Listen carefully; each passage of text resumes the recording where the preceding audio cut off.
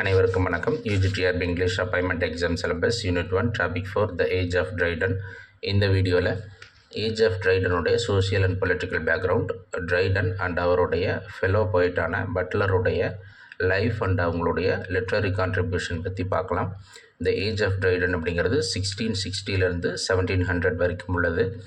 இதில் social condition பார்க்கும்பொழுது restoration England start ஆகுது. எப்போ அப்படின்னா 1660 நமக்கு யூனிட் 1க்கான ரெஃபரன்ஸ் புக்காக சிலபஸில் உங்களுக்கு தெரியும் ஹட்சன் அண்ட் ராமச்சந்திரன் நாயர் புக்கு தான் கொடுத்துருக்காங்க. அதுபடி பார்த்தா ஹட்சன் தன்னுடைய புக்கில் ஏஜ் ஆஃப் ட்ரைடனை இப்படி தான் ஸ்டார்ட் பண்ணுறாரு. The Stuart restoration was followed by an immense change in general temper of the English people. First restoration அப்படின்னா என்னென்னு தெரிஞ்சுக்கிட்டு த ஸ்டூவர்ட் ரெஸ்டரேஷன் அப்படின்னா என்னென்னு தெரிஞ்சுக்கலாம். ரெஸ்டரேஷன் அப்படிங்கிறது உங்களுக்கு யூஜியிலே சொல்லியிருப்பாங்க, ரீஸ்டோர், அதாவது ஏற்கனவே இருந்த விஷயங்களை திரும்பவும் கொண்டு வர்றது தான் ரெஸ்டரேஷன். ஸ்டூவர்ட் ரெஸ்டரேஷன் அப்படிங்கிறது த ஏஜ் ஆஃப் மில்டன் வீடியோவிலே சொல்லியிருப்பேன். சிவில் வார் இங்கிலாண்டில் 1642 1649 வரைக்கும் ரொம்ப அக்ரெசிவாக நடந்தது.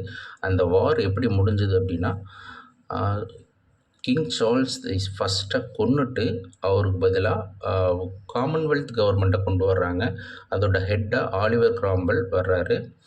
அந்த டைமில் இங்கிலாண்டுடைய அரச மதமாக பியூரிட்டானிசத்தை அவங்க அக்செப்ட் பண்ணுறாங்க. பியூரிட்டானிசம் அப்படிங்கிறது உங்களுக்கு தெரியும், மதத்தை பியூராக ஃபாலோ பண்ணுவாங்க. அவங்களுக்கு நோ என்டர்டைன்மெண்ட் எதுவும் கிடையாது. கடவுளுக்கு பயந்து எல்லோரும் ஒழுக்கமாக இருக்கணும் அப்படிங்கிற நிறைய கட்டுப்பாடுகள் அந்த காமன்வெல்த் கவர்மெண்ட்டில் இருந்தது. அந்த 10 வருஷமும், அதாவது 1649 59 வரைக்கும், ஆலிவர் கிராம்பல் 59 இறக்குறாரு. அது வரைக்குமே அந்த கட்டுப்பாடுகள் பியூரிட்டானிசம் கவர்மெண்ட்டில் இருந்துக்கிட்டே இருக்குது. அதுக்கப்புறம் ஆலிவர் கிராம்பலுடைய மகன் ரிச்சர்ட் கிராம்பல் ஆட்சிக்கு வர்றாரு. அவர் அவ்வளவு டேலண்டான ஆள் இல்லை. அப்படியான ஒரு சூழ்நிலையில் மக்கள் எல்லாருமே அந்த கட்டுப்பாடுகளை வெறுத்து இருக்கக்கூடிய அந்த சுச்சுவேஷனை யூஸ் பண்ணிக்கிட்டு சிவில் வாரில் இறந்த கிங் சார்ல்ஸ் ஃபஸ்ட்டினுடைய மகன் சார்ல்ஸ் த செகண்ட் தன்னுடைய சப்போர்ட்டர்ஸ் மூலிமா திரும்பவும் ஆட்சிக்கு வர்றாரு. அந்த ஆட்சிக்கு வரக்கூடிய சார்ல்ஸ் உடைய அவங்க அந்த பரம்பரையை தான் ஸ்டூவர்ட் பரம்பரைன்னு சொல்லுவாங்க.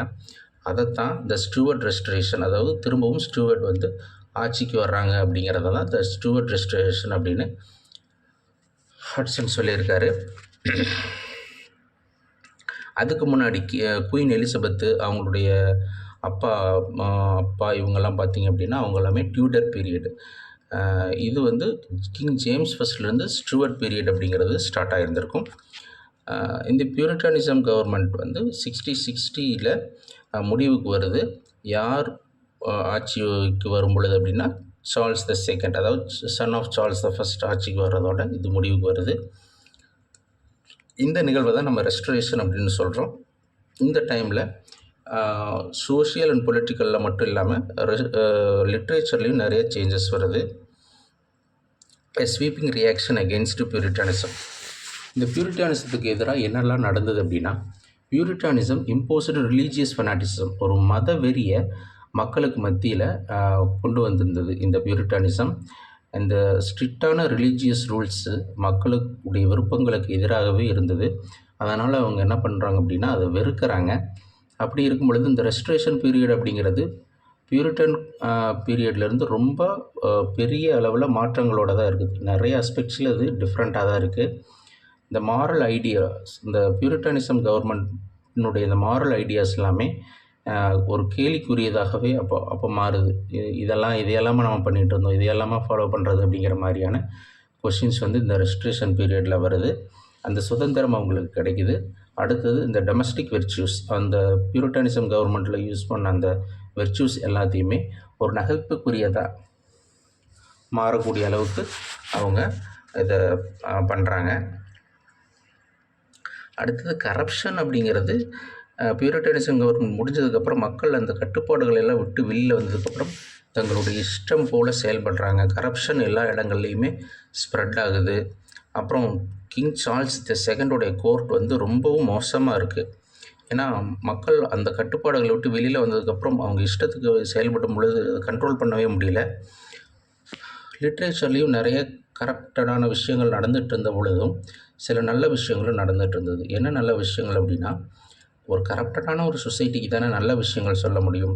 அப்படி நல்ல விஷயங்கள் சொல்கிற மாதிரியான லிட்ரரி ஒர்க்ஸ் நிறைய வருது. அப்படி வந்த ஒர்க்ஸ் தான் மில்டனுடைய Paradise Lost and Paradise Regained. Milton உங்களுக்கு தெரியும், அவர் ஒரு பியூரிட்டன் கவர்மெண்ட்டை சப்போர்ட் பண்ணி எழுதிட்டு இருந்தவர். இந்த கவர்மெண்ட் முடிச்சதுக்கப்புறம் அவருக்கு நிறைய வாய்ப்புகள்லாம் எதுவும் இல்லை. இருந்தாலும் அந்த டைமில் ஒரு paradise Lost and Paradise regained எழுதுறாரு. அடுத்தது ரெஸ்டரேஷன் லிட்ரேச்சர். இந்த ரெஸ்டரேஷன் லிட்ரேச்சர் எப்படி இருந்ததுன்னா, இன்டலெக்சுவலாக இருந்தது, அறிவாளித்தனமாக இருந்தது, ஆனால் எமோஷ்னல் இல்லை. அதில் அந்த ஆத்மார்த்தமான அந்த உணர்வுகள் இல்லை, ஆனால் அறிவாளித்தனம் நிறைய இருந்தது. பொயட்ரி எப்படி இருந்தது அப்படின்னா, ஒரு ஆர்கியூமெண்ட்டுக்கான ஒரு வெஹிக்கிளாக தான், ஆர்கியூமெண்ட்டுக்கான ஒரு டூலாக தான் அதை யூஸ் பண்ணாங்க. அதில் நிறையா செட்டையர் பண்ணாங்க, பர்சனலான விஷயங்களை அட்டாக் பண்ணி பேசினாங்களே தவிர ரொம்ப அது ஒரு எமோஷ்னலான விஷயங்கள் இல்லை. அதே மாதிரி இந்த ரெஸ்டரேஷன் லிட்ரேச்சர் இட்டாலியன் இன்ஃப்ளூயன்ஸை விட்டுட்டு வெளியில் வந்தது. இட்டாலியன் இன்ஃப்ளூயன்ஸ் அப்படிங்கிறது உங்களுக்கு தெரியும், ரெனைசான்ஸ் பீரியடில் இட்டாலியன் இன்ஃப்ளூயன்ஸில் தான் நிறைய லிட்ரேச்சர் வந்துட்டு இருந்தது. அதை விட்டு வெளியில் வந்து ரெஸ்ட்ரேஷன் பீரியடில் எல்லோரும் ஃப்ரெஞ்ச் இன்ஃப்ளூயன்ஸை யூஸ் பண்ணி லிட்ரேச்சரை கொண்டு வந்தாங்க. அது அப்போ இங்கிலாண்டுடைய டேஸ்ட்டாக மாறிச்சு. அதுக்கப்புறம் உலகத்தினுடைய டேஸ்ட்டாகவே அந்த டைமில் மாறிட்டு இருந்தது. இந்த ஃப்ரெஞ்ச் லிட்ரேச்சரினுடைய கேரக்டரிஸ்டிக்ஸ் என்னென்ன அப்படின்னா, லுசிடிட்டி அப்படிங்கிறது ஒரு தெளிவு, கிளாரிட்டியாக இருக்கிறது. விவாசிட்டி அப்படிங்கிறது லைவ்லியாக ஒரு உயிரோட்டமாக இருக்கிறது. கரெக்ட்னஸ்ஸு, எலகன்ஸ்னால் ஒரு நேர்த்தியாக இருக்கிறது. அப்புறம் ஃபினிஷ், ஒரு ஒழுங்கோடு இருக்கக்கூடிய ஒரு கேரக்டரிஸ்டிக்ஸ் எல்லாம் இந்த இதில் இருந்தது. அடுத்தது ஆர்டிஃபிஷியல் மேனராக இருந்தது. அப்போ வந்த லிட்ரேச்சர் எல்லாமே ஆர்டிஃபிஷியல் மேனரில் இருந்தது. இமேஜினேஷன் கிடையாது, எக்ஸ்ப்ரெஷன்ஸ் எல்லாமே இல்லை, பவர்ஃபுல்லான ஃபீலிங்ஸ் இதெல்லாம் எதுவுமே இல்லை. இன்டலெக்சுவலாக இருந்ததே தவிர எமோஷ்னலாக இல்லை. இந்த டைமில் வந்து ட்ரைடனுடைய ஃபோர்ரன்னர்ஸ், ட்ரைடனுக்கு முன்னாடி ரெஸ்டரேஷனில் வந்த லிட்ரரி பர்சனாலிட்டிஸ் யாருன்னா, எட்மண்ட் வாலர், இவர் 1605 1687 வரைக்கும் இருக்கிறாரு. அடுத்தது சர் ஜான் டென்ஹாம், இவர் 1615 1669 வரைக்கும் இருக்கிறாரு. இவங்க கிளாசிக் ஸ்கூல் பொயட்ரியினுடைய பயனர்ஸ் அப்படின்னு சொல்கிறாங்க. அதாவது கிளாசிக் ஸ்கூல் ஆஃப் பொயட்ரியினுடைய முன்னோடிகள். இவங்க என்ன பண்ணுறாங்க அப்படின்னா, அந்த மில்டன் ஏஜில் இந்த மெட்டாஃபிசிக்கல் பொயட் அப்படின்னு ஒன்று சொன்னேன். மெட்டாஃபிசிக்கல் பொயட் அப்படிங்கிறது மதத்தை பற்றி எழுதுறது, ரொம்ப ஃபீலிங்ஸோடு இருக்கக்கூடிய ஒரு விஷயத்தை பற்றி எழுதுறது. அந்த விஷயம் ரொம்ப எக்ஸஸாக போயிட்டு இருந்தது. அதை ஸ்டாப் பண்ணுற மாதிரி இவங்க ஒரு புது விஷயத்தை கொண்டு வந்தாங்க. இவரை பற்றி, அதாவது மிஸ்டர் வேலரை பற்றி ட்ரைடன் என்ன சொல்கிறாருன்னா, the excellence and dignity of rhyme. பொயட்ரினுடைய ஒரு டிக்னிட்டி, எக்ஸலண்ட் அண்ட் டிக்னிட்டி அப்படின்னா பொயட்ரினுடைய ஒரு கௌரவமாக இருக்கிறாரு. யார் அப்படின்னா மிஸ்டர் வேலர். இவங்க ரெண்டு பேருடைய நேமும் இந்த ஹீரோயிக் கப்லெட் அப்படிங்கிற ஒரு ஃபார்மோட ரொம்ப அசோசியேட் ஆகிட்டு, ரொம்ப பிணைஞ்சு தான் வந்துக்கிட்டே இருக்குது. அப்படி என்ன ஹீரோயிக் கப்லெட்டில் இவங்க ஏற்கனவே ஹீரோயிக் கப்லெட் இருந்தது. ஆனால் இவங்க அப்படி அதில் என்ன பண்ணாங்க அப்படின்னா, க்ளோஸ்டு கப்லெட்ஸை இன்ட்ரடியூஸ் பண்ணாங்க. க்ளோஸ்டு கப்லெட்ஸ் அப்படிங்கிறது அந்த 2 லைன்ஸ்குள்ளேயே ஒரு தாட்ஸ் முடியும். ஆனால் அதுக்கு முன்னாடி இருந்தது எல்லாமே ஓப்பன் கப்லெட்ஸ். ஓப்பன் கப்லெட்ஸ் அப்படிங்கிறது முன்னாடி இருக்கக்கூடிய வரிகளோடு சேர்ந்து படிக்கும் பொழுது தான் அதனுடைய மீனிங் புரியும். இந்த க்ளோஸ்டு கப்லெட் அப்படிங்கிறது அந்த லாஸ்ட் அந்த 2 லைன்ஸை படித்தாவே ஒரு கம்ப்ளீட்டான தாட்ஸ் வர்ற மாதிரி கொண்டு வந்திருந்தாங்க இந்த எட்மண்ட் வேலரும் சர் ஜான் டென்ஹாமும். அதே மாதிரி இந்த ஹீரோயிக் கப்லெட் ஃபார்மில் ஐயம்பிக் பென்டாமீட்டர் லைன்ஸை யூஸ் பண்ணாங்க. இந்த ஐயம்பிக் பென்டாமீட்டர் அப்படின்னா என்ன அப்படின்னா, ஒரு லைனுக்குள்ளே லைன் ஆஃப் வேர்ஸ், ஒரு லைனுக்குள்ளே வித் 5 மீட்ரிக்கல் ஃபீட் 5 அசை சீர்கள் இருக்கும். 5 சொற்கள் இருக்குன்னு வச்சுக்கோங்களேன். இந்த 5 சொற்களுக்குள்ளேயுமே என்ன இருக்குன்னா 2 சிலபல் இருக்கும். ஒரு சிலபல் ஸ்ட்ரெஸ்டு சிலபலாக இருக்கும், இன்னொன்று வந்து அன்ஸ்ட்ரெஸ்டு சிலபலாக இருக்கும். ஒரு ஸ்ட்ரெஸ்டு அண்ட் அன்ஸ்ட்ரெஸ்டு சிலபல் இருக்கக்கூடிய அந்த ஒரு வார்த்தையை நம்ம ஐயம்பிக் அப்படின்னு சொல்லுவோம். அந்த ஒரு வார்த்தையை ஐயம்பிக் அப்படின்னு சொல்லுவோம். அந்த மாதிரி 5 ஐயம்பிக் இருக்கும். ஒவ்வொரு ஐயம்பிக்லேயுமே 5 ஐயம்பிக் இருக்கும். ஒவ்வொரு ஐயம்பிக்லேயுமே ஒரு ஸ்ட்ரெஸ்டு அண்ட் அன்ஸ்ட்ரெஸ்டு சிலபல் இருக்கும். அந்த 2 ஐயம்பிக்னா 5 சீர்கள் இருக்கும். அந்த 5 சீர்களுக்குள்ளேயுமே 2 சிலபல் இருக்கும். ஸோ பென்டா சிலபல் இருக்கக்கூடியது. So iambic pentameter. For example பார்த்தீங்கன்னா டுகெதர். ட்ரூ அப்படிங்கிறது அன்ஸ்ட்ரெஸ்டு. கேதர் அப்படிங்கிறது ஸ்ட்ரெஸ்டு சிலபிள். இந்த 2 ஸ்ட்ரெஸ்டு அண்ட் அன்ஸ்ட்ரெஸ்டு சிலபிள் சேர்ந்த அந்த ஒரு வார்த்தையை தான் ஐஎம்பிக் அப்படின்னு சொல்லுவாங்க. லைக் அப்படிங்கிறது ஒரு வார்த்தை. அதில் அப்படிங்கிறது அன்ஸ்ட்ரெஸ்டு, லைக் அப்படிங்கிறது ஸ்ட்ரெஸ்டு. இது ஒரு ஐஎம்பிக். இந்த மாதிரி 5 ஐஎம்பிக் இருக்கக்கூடிய லைன்ஸை தான் ஐஎம்பிக் பென்டாமீட்டர் அப்படின்னு சொல்லுவாங்க. இதில் ஹட்சன் புக்கில் போப்புடைய லைன் ஒன்று கொடுத்து நமக்கு பிரித்து காட்டியிருக்காங்க. ட்ரூ எரர் அப்படிங்கிறதோட ஒரு ஐஎம்பிக், ஈஸ் ஹியூ அப்படிங்கிறது வரைக்கும் ஒரு ஐஎம்பிக், மேன் ட்ரூ அப்படிங்கிறது ஒரு ஐஎம்பிக், ஃபர்கிவ் அப்படிங்கிறது ஒரு ஐஎம்பிக், டிவைன் அப்படிங்கிறது ஒரு ஐஎம்பிக். இந்த எல்லாம் இது போப்புடைய அலெக்சாண்டர் போப்புடைய எஸ்ஸே அண்ட் கிரிட்டிசிசத்தில் வரக்கூடிய ஒரு ஃபேமஸான லைன். அதையும் தெரிஞ்சு வச்சுக்கோங்க. இந்த ஃபார்மை என்ன பண்ணுறாங்க அப்படின்னா அவங்க டெவலப் பண்ணுறாங்க. வேலர் இதை ரொம்ப பெரிய அளவில் கொண்டு வர்றாரு. அதே மாதிரி டென்ஹாம் என்ன பண்ணுறாருனா தன்னுடைய கூப்பர் ஸ்கில் அப்படிங்கிற ஒர்க்கில் இந்த ஸ்டைலை நல்லா யூஸ் பண்ணியிருக்காரு. ட்ரைடன் இதை பற்றி சொல்லும் பொழுது அவர் numbers were in their nonage till these last appear அப்படின்னு இவங்கள ப்ரைஸ் பண்ணி சொல்லியிருக்காரு. அடுத்தது ட்ரைடனை பற்றி நம்ம பார்க்கலாம். ஜான் ட்ரைடன் இவர் பிறந்தது ஆல்விங்கில் ஆல் செயின்ட்ஸ் அப்படிங்கிற ஒரு இடத்துல நார்த்தம்ப்டன்ஷியரில் இருக்குது. அதில் 1631 இவர் பிறக்கிறாரு. இவரோட எஜுகேஷன் பார்த்திங்கன்னா வெஸ்ட்மினிஸ்டரில் ட்ரினிட்டி காலேஜ்லேயும் படிக்கிறாரு. கேம்பிரிட்ஜில் இருக்கக்கூடிய ட்ரினிட்டி காலேஜில் படித்து முடிச்சுட்டு லண்டனில் செட்டில் ஆகிறாரு. இவருடைய first poem heroic stanzas on the death of Oliver Cromwell 1659. இந்த இயர் நான் சொன்னேன். இந்த இயரில் தான் ஆலிவர் கிராம்பல் இறந்து போகிறாரு. அடுத்தது அவருடைய மகன் ரிச்சர்ட் கிராம்பல் ஆட்சிக்கு வர்றாரு. அவர் இறக்கும் பொழுது அவர் இறந்ததுக்காக ஒரு எலிஜி போம் எழுதுகிறாரு. Heroic stanzas on the death of Oliver Cromwell அப்படின்னு யார் எழுதுகிறா? John Triton எழுதுகிறாரு. அது எழுதி அடுத்த வருஷமே 1660 இவர் ஆஸ்ட்ராரெடாக்ஸ் அப்படிங்கிற ஒரு போம் ஒன்று எழுதுகிறாரு. இது என்னென்னா celebration of happy restoration of Charles the second. Oliver கிராம்பலுடைய மகன் ரிச்சர்ட் கிராம்பலை அடித்து துரத்திட்டு சார்ல்ஸ் செகண்ட் ஆட்சிக்கு வந்ததையும் பாராட்டி ஒரு கவிதை ஒன்று எழுதியிருக்கிறார். ஆஸ்ட்ராரெடாக்ஸ் அப்படின்னு celebration of restoration, Charles second ஆட்சிக்கு வந்தது எங்களுக்கு ரொம்ப மிகப்பெரிய ஒரு வரம் அப்படிங்கிற மாதிரி அதுக்கும் ஒரு ஒர்க் எழுதுகிறாரு. அவர் செத்ததுக்கும் ஒரு ஒர்க்கு, இவர் ஆட்சிக்கு வந்ததுக்கும் ஒரு ஒர்க் எழுதுகிறாரு. நல்ல வாழ தெரிந்த ஒரு மனிதன். இவர் 1663 ஸ்டேஜ் ஒர்க், அதாவது ட்ராமா எழுதக்கூடிய விஷயங்களை ஸ்டார்ட் பண்ணுறாரு. 15 இயர்ஸ் கண்டினியூடாக அதுக்கப்புறம் பிளேஸ் நிறைய எழுதுகிறாரு. 1670 1680 அந்த காலகட்டத்தில் ஒரு பொயட் லாரட்டாக அரசவை கவிஞராக இருக்கிறாரு. இவரை என்னென்னு சொல்கிறாங்க அப்படின்னா greatest man of the little age. Little ஏஜ்னு என்ன சொல்கிறோன்னா 1660 1700 அந்த 40 இயர்ஸ் தான் இந்த ஏஜே மொத்தமாக வருது. அந்த டைமில் அந்த லிட்டில் ஏஜில் கிரேட்டஸ்ட் மேனாக இருந்தவர் தான் இந்த ட்ரைடன். இவருடைய சட்டைரிக்கல் அண்ட் டிடைக்டிக் போயம்ஸ் எப்போனா 1618 ரைட் பண்ண ஸ்டார்ட் பண்ணியிருக்காரு. இவர் எதுக்காக ரொம்பவும் ரிமெம்பர் பண்ண நினைவுகூரத்தக்கவர் அப்படின்னா எக்ஸலண்ட் ஹீரோயிக் கப்லெட்டை தன்னுடைய போம்ஸில் யூஸ் பண்ணியிருக்காரு. ஹீரோயிக் கப்லெட் ஏற்கனவே சொன்னாங்கல்ல, அந்த வேலர் டென்ஹாம் இவங்களை எல்லாத்தையும் ஃபாலோ பண்ணி ஹீரோயிக் கப்லெட்டை இவர் நல்லா எக்ஸலண்ட்டாக யூஸ் பண்ணுறாரு.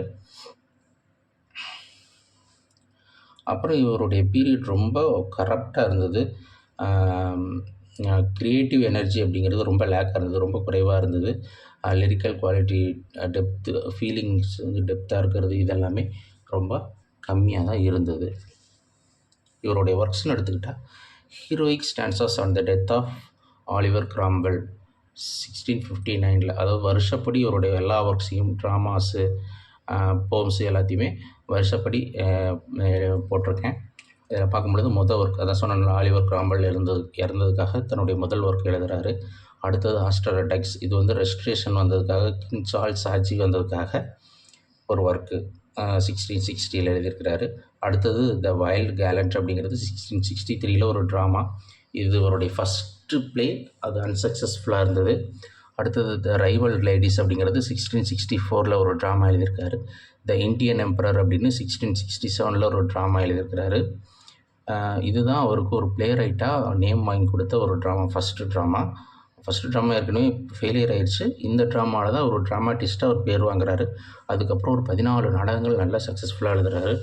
ஆனஸ் மிரபிளஸ் அப்படிங்கிற ஒரு போம் 1667 எழுதுறாரு. இது என்னென்னா லண்டனில் அப்போ கிரேட் ஃபயர், பெரிய அளவில் ஒரு ஃபயர் ஒன்று லண்டனில் நடந்தது. அதுவும் அதுக்கப்புறம் அந்த ஹாலண்டோட ஒரு வார் ஒன்று நடந்தது, அதில் ஜெயித்தது.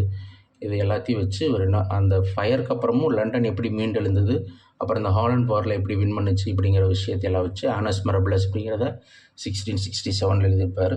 இதில் இந்த 4 ஆல்டர்னேட்டிவ் ரைம்ஸை யூஸ் பண்ணி எழுதியிருப்பார்.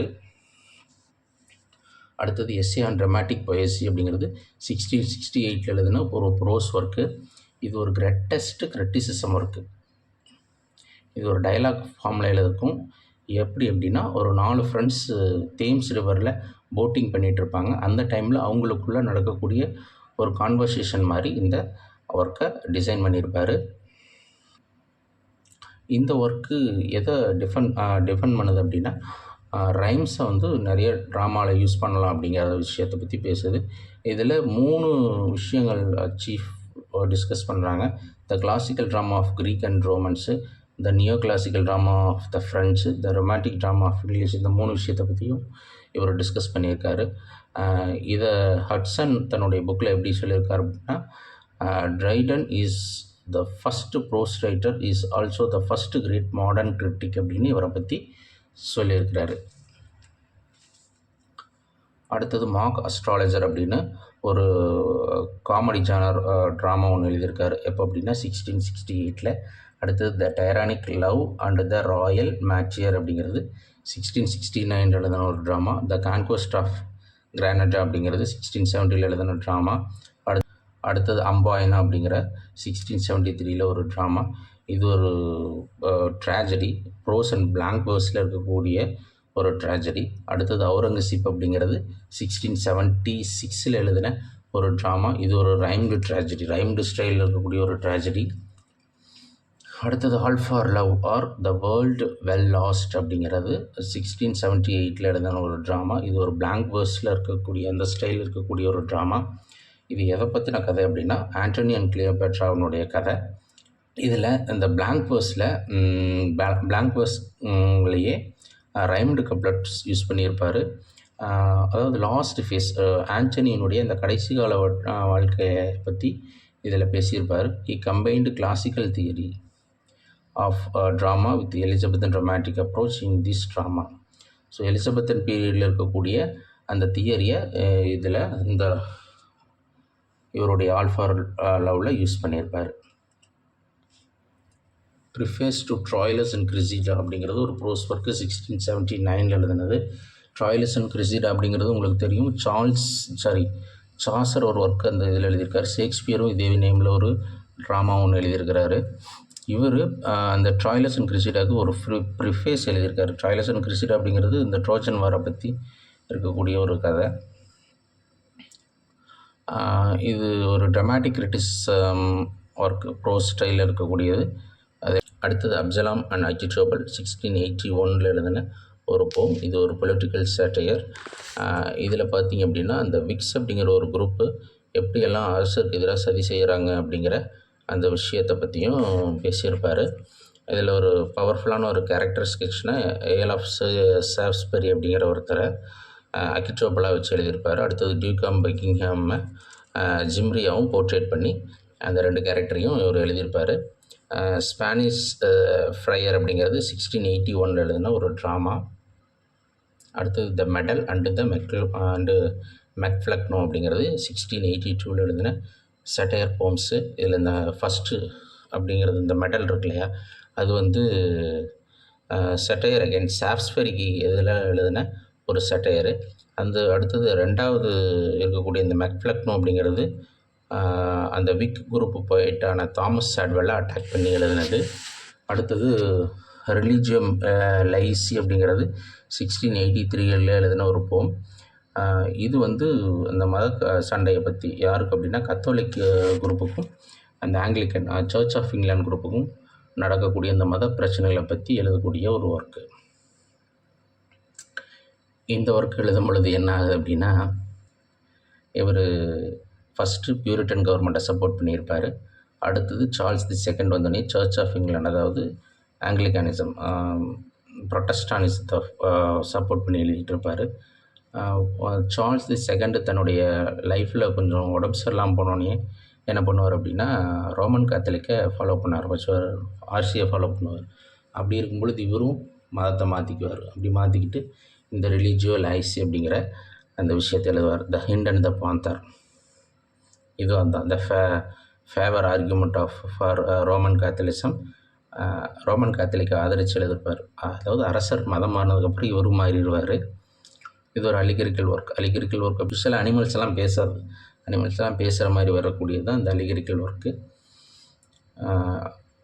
Vote on Saint Cecilia's day 1687லையும் to the memory of Miss Anne Killigrew அப்படிங்கிற ஒரு ஒர்க்கும், அலெக்சாண்டர்ஸ் ஃபீஸ்ட் அப்படிங்கிறது 1697 எழுதின போம்ஸ். இது எல்லாமே போம்ஸு.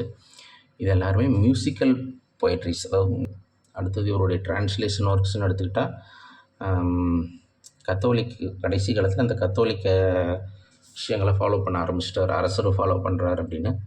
லைஃப் ஆஃப் செயின்ட் ஃப்ரான்சிஸ் சேவியருடைய லைஃப்பை பற்றி 1686 எழுதியிருக்கிறாரு. அதுக்கப்புறம் 88 என்ன பண்ணுறாருன்னா, நிறைய சீரீஸ் ஆஃப் டிரான்ஸ்லேஷன் லாட்டினில் இருந்தும் வேர்ஜில் அண்டு ஜோன்வெல் இவங்களுடைய ஒர்க்ஸ் எல்லாம் டிரான்ஸ்லேட் பண்ணி எழுதுகிறாரு. அடுத்தது பிளாட்டஸுடைய லைவ்ஸ் அப்படிங்கிறதுலேருந்து லைஃப் ஆஃப் லூசியனை டிரான்ஸ்லேட் பண்ணி எழுதுகிறாரு 1696. அடுத்தது produced volume of fables, moral stories, இது எல்லாத்தையுமே டிரான்ஸ்லேட் பண்ணி எங்கேருந்து அப்படின்னா ஹோமர், ஓவிடு, பெக்காஷியோ, சாசர்ட்டிருந்து கூட 1699 நிறைய கதைகளை ஒரு டிரான்ஸ்லேட் பண்ணி எழுதுகிறாரு. இது என்னென்னா, இந்த பால்மன் அண்ட் ஆர்கேஜ் அப்படிங்கிற ஒரு ஸ்டோரி சாசர் எழுதின நைட்ஸ் டேல்லேருந்து அதை பேஸ் பண்ணி எழுதினது தான். அடுத்தது இந்த ஃபேபிள்ஸ் எல்லாம் எழுதும் பொழுது இவர் வந்து ஒரு பெஸ்ட்டு ஸ்டோரி டெல்லராகவும் மாறிடுறாரு. அடுத்தது கேன்ஜிபெட் ஸ்டான்ஸா அப்படிங்கிற ஒரு ஃபார்மையும் இவர் யூஸ் பண்ணியிருக்கிறாரு. அது என்ன கேன்ஜிபெட் அப்படிங்கிறத பார்க்கலாம். இந்த ஃபார்மை வந்து பாப்புலர் பண்ணது யார் அப்படின்னா, ட்ரைடனுடைய ஃப்ரெண்ட் அண்டு கோட்ஜூட்டர், அவருடைய கூட்டாளி, ட்ராமா எழுதுறது அவருடைய கூட்டாளி சர் வில்லியம் டெவண்டட் அப்படின்னு ஒருத்தர் இருக்கிறார். அவர் தான் ஒரு போம் எழுதும்போது, என்ன டைட்டில்னா கான் டிசெட் அப்படின்னு ஒரு போம் வந்து 1651 எழுதுகிறார். அந்த போமில் தான் இந்த ஸ்டான்ஸா டைப் அவர் யூஸ் பண்ணியிருப்பார். அந்த ஸ்டான்ஸா எப்படி இருக்கும் அப்படின்னா, அயமிக் பென்டாமீட்டர் ஸ்டான்ஸாக இருக்கும். ரைமிங் எப்படி இருக்குன்னா ஏபி ஸ்ட்ரக்சரில் இருக்கும். இதை தாமஸ் கிரே கூட தன்னுடைய எலிஜியில் நிறைய யூஸ் பண்ணியிருக்காரு. அந்த விஷயத்தை இவரும் என்னதில் ஃபாலோ பண்ணியிருக்காருன்னா, தன்னுடைய போம்ஸான ஆலிவர் கிராம்வெல், ஆனஸ் மெரபிளஸ் இதில் எல்லாத்தையுமே இவர் ஃபாலோ பண்ணியிருக்காரு. அதுக்கப்புறம் இது வந்து கான்ஜிபெட் ஸ்டான்ஸாக யூஸ் பண்ண போம்ஸு. ரெகுலர் கப்லெட்ஸ் யூஸ் பண்ணுறது ஆஸ்ட்ராரடக்ஸு, பெனிக்ரேக், இது எல்லாத்துக்குமே ரெகுலரான ரைம் ஸ்கீம் யூஸ் பண்ணி எழுதியிருப்பார். கேரக்டரிஸ்டிக் ஆஃப் ட்ரைடன் ஒர்க்ஸ், இவருடைய ஒர்க்ஸ்ன்னு எடுத்துக்கிட்டால், இவர் தன்னைத்தானே எப்படி சொல்லியிருக்காருன்னா, who had done his best to improve the language and especially the poetry of his country. ஒரு மனுஷன் என்ன பண்ணணும்னா, தன்னுடைய தான் பிறந்த நாட்டினுடைய லாங்குவேஜை இம்ப்ரூவ் பண்ணணும், அதுலேயும் முக்கியமாக பொயட்ரியை இம்ப்ரூவ் பண்ணணும் அப்படின்னு சொல்கிறார். அப்படின்னு இவர் அவ்வளோ அந்தளவுக்கு தன்னுடைய பங்களிப்பை இதை ரெண்டையுமே இம்ப்ரூவ் பண்ணுறது கொடுத்துருக்கிறதா அவர் சொல்ல வர்றாரு. இவருடைய சட்டையர்ஸ் எல்லாமே கமெண்ட்ஸு எல்லாமே கண்டெம்பரரி சொசைட்டி, அவர் வாழ்ந்த இந்த கண்டெம்பரரி சொசைட்டி மேலே தான் இவருடைய கமெண்ட்ஸ் அண்ட் சட்டையர்ஸ் இருந்தது. அது எல்லாமே மெர்சிலஸ் அண்ட் லைவ்லியாக இருந்தது. அவர் யாரை பற்றியும் பாரபட்சம் பார்க்காம திட்டியிருக்கிறாரு. இவருடைய வேர்ஸ் எல்லாம், அதாவது டிடாக்டிக் வேர்ஸ், நீதிகள் சொல்லக்கூடிய அந்த போம்ஸ் எல்லாம் எப்படி அதிலெல்லாம் ரொம்ப மாஸ்டராக இருந்தார், நல்லா எழுதும். ஆனால் இதில் ஃபீலிங்ஸ் ரொம்ப இருக்காது, ரொம்ப அறிவாளித்தனமாக இருக்குமே தவிர ஃபீலிங்ஸ் இருக்காது. அடுத்தது ஸ்பிரிச்சுவல் ஃபேவரும் அதிகமாக ஒன்றும் இருக்காது. எனது ரெஸ்ட்ரேஷன் பீரியடில், அதனால் ஸ்பிரிச்சுவல் ஃபேவர்லாம் அதிகமாக இருக்காது. இதையே கிண்டல் பண்ணி இன்னொருத்தர் ஒர்க் எழுதியிருக்கார். இவர் நிறைய பேர்த்த கிண்டல் பண்ணியிருக்காரு. இவருடைய இந்த ஆட்டிடியூடை, லிட்ரேச்சரில் இந்த மாதிரிலாம் இருக்கிறார் அப்படின்னு இவருடைய ஆட்டிடியூடை கிண்டல் பண்ணி ஜார்ஜ் வில்லியர்ஸ் அப்படிங்கிறவர் த ரிஹர்சல் அப்படின்னு ஒரு ப்ளே 1671 ஒரு சட்டேரிக்கல் ப்ளே ஒன்று எழுதியிருக்கிறாரு. இது ரொம்ப முக்கியம் பார்த்துக்குங்க. அடுத்தது டாக்டர் ஜான்சன் இவரை பற்றி என்ன சொல்கிறாருன்னா, Dryden found English poetry brick and left it marble. அதாவது ட்ரைடன் இங்கிலீஷ் பொயட்ரியை பார்க்கும் பொழுது அது ஃபஸ்ட்டு ஒரு செங்கல்லாக தான் அவர் அதை எடுக்கிறாரு. ஆனால் அதை அவர் விட்டுட்டு போகும்பொழுது ஒரு சலவைக்கல்லாக, ஒரு மார்பிளாக விட்டுட்டு போகிறாரு. அதை அந்தளவுக்கு இம்ப்ரூவ் இம்ப்ரூவ் பண்ணியிருக்கிறதாக டாக்டர் ஜான்சன் சொல்கிறாரு. அடுத்தது இவருடைய ப்ரோஸ்ன்னு எடுத்துக்கிட்டால் ஈஸியாக இருக்கும், ஈஸி ஃப்ளோவாக இருக்கும், ஃபோர்ஸ்ஃபுல்லாக இருக்கும், டயக்னஸ் ஈஸியாக புரிஞ்சுக்கலாம், பர்ஃபெக்ட் அண்ட் கிளாரிட்டியாக இருக்கும். எட்மண்ட் கோசி அப்படிங்கிறவர் இவரை பற்றி சொல்லும் பொழுது, he is the manliest and most straight forward. ரொம்ப ஸ்ட்ரெயிட் ஃபார்வர்டாக தன்னுடைய கருத்துக்களை சொல்லக்கூடியவர் and most authoritative prose writer of the age அப்படின்னு சொல்கிறாரு. ஹட்சன் இவரை பற்றி தன்னுடைய புக்கில் his prose style is characterized by கிளியரன்ஸாக இருக்கும், vigour, a wonderful facility of phrasing and colloquial ease அப்படின்னு சொல்கிறாரு. இவருடைய காலத்தில் வாழ்ந்த இன்னொரு போயட் யார் அப்படின்னா சாமுவேல் பட்லர். 1612 1680 வரைக்கும் வாழ்ந்தவர். இவர் ஒரு ஃபேமஸ் போயட். தட் மீன்ஸ் ட்ரைடனுக்கு ஈக்குவலாக அதிகமான போயட்ஸே அந்த டைமில் இல்லை. இவர் ஒரு ஃபேமஸான போயட்டாக இருக்கிறாரு. இவர் ஹியூடிப்ரஸ் அப்படின்னு ஒரு ஒர்க் எழுதியிருக்காரு. இவர் ஏன் ஃபேமஸாக இருந்தார், இவர் ஏன் இவர் இருந்தார் அப்படின்னா, ஹியூடிப்ரஸ் அப்படிங்கிற ஒர்க்கை 3 பார்ட்ஸாக வெளியிருக்காரு. 1663 ஒரு பாட்டு, 1664 ஒரு பாட்டு, 1678 ஒரு பாட்டு. இந்த ஒர்க் எதை பற்றுது அப்படின்னா பியூரிட்டன்ஸை சட்டையர் பண்ணி எழுதியிருப்பார். அது கிங்குக்கு ரொம்ப பிடிச்சி போயிடும். அதனால் கிங் சார்ல்ஸ் ரொம்ப ரசித்து போய் இவருக்கு ராயல் பென்ஷன் கொடுத்துட்ருப்பார். So Dryden and Samuel Butler இவங்க 2 பேரும் தான் அந்த டைமில் இருந்த ஃபெமிலியரான போயட்ஸ். எந்த டைமில் அப்படின்னா ரெஸ்ட்ரேஷன் பீரியடில். தேங்க்யூ.